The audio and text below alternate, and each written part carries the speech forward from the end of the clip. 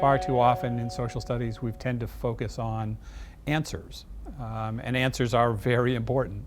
But if you don't have a question that's driving your interest, a question that's compelling to you, both in an intellectual way and in a relevance to your life way, then it's hard to hold all of those answers in your head. This project is all about sort of honoring the capacities and the curiosity that students bring into the classroom, and that teachers use those natural curiosities, those passions, those interests, and capitalize on that in order to make them more informed about kind of ways of thinking about the world. A vision united with a task is what moves the world. C3, you're really thinking from the beginning, what are the crucial questions that I want my students to be struggling with? Not necessarily even answering successfully, but struggling with. What are the crucial questions that I want my students to struggle with, do research on, think about, and then take action on?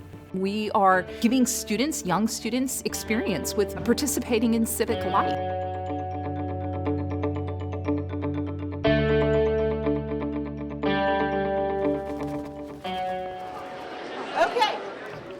Remember last time we were together, I kind of asked you what you thought the word right meant?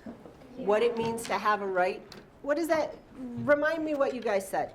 Today in my class, we started our inquiry into children's rights. We looked at our compelling question, which is, do children around the world have rights? Usually we don't start off with questions, but this lesson did. Now you said it wasn't fair when I said you don't have the right to sit in a chair. Why wasn't, do you guys think it's fair? No? That's just wrong. It's just wrong. How can students show that they are taking school seriously? Pay attention. To pay attention? You need to follow directions and you need to be good at your work. No fooling around with your friends. A compelling question really is the hook that gets the kids involved. American Revolution is a big topic in social studies. But to ask the question, was it revolutionary, gets under kids' skin.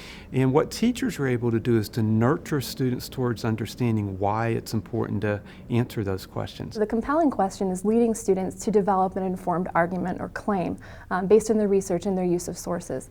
And once they have that understanding of the problem or the issue at hand, they can analyze what their role might be in addressing that problem in their current society or situation. We want to have diverse foods that lots of people like, not foods that people don't want to eat.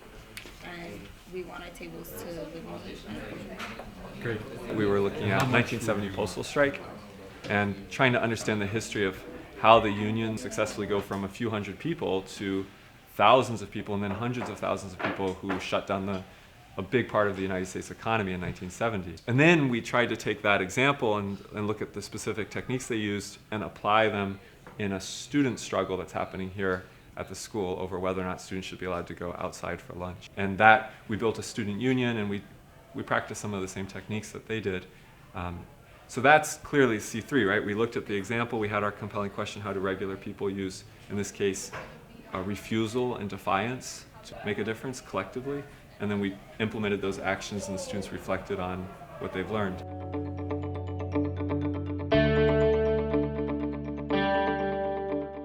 Compelling questions, when they're really good, make everybody in the room go, ah, that's a good question. But what do you do then? And so one of the things that we've discovered is that teachers like the idea of scaffolding, of building out the compelling question in ways that show a kind of direction. And so supporting questions show a progression of the content. The content becomes more sophisticated as you move from supporting question 1 to supporting question 3 or 4. We have 45-minute periods. So what I did was, you stage usually the supporting question for the day. You want to hook the kids maybe with an image or a connection from the last class. We would then kind of build into the supporting question that we were tackling that day and have a pre-discussion about what documents we might need to look at or perspectives we might need to think about.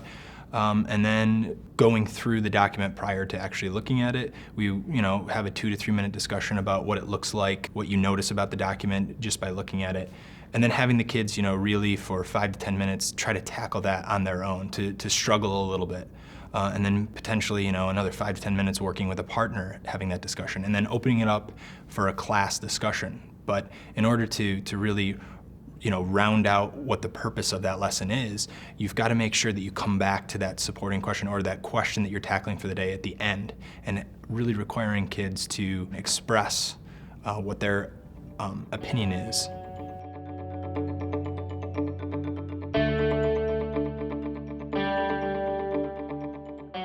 Toolkit really privileges the idea of questioning, the notion that you don't start on page 1 of a textbook or with what were the causes of the Industrial Revolution. You start with a question that will get under kids' skin both intellectually and in terms of the relevance to their lives.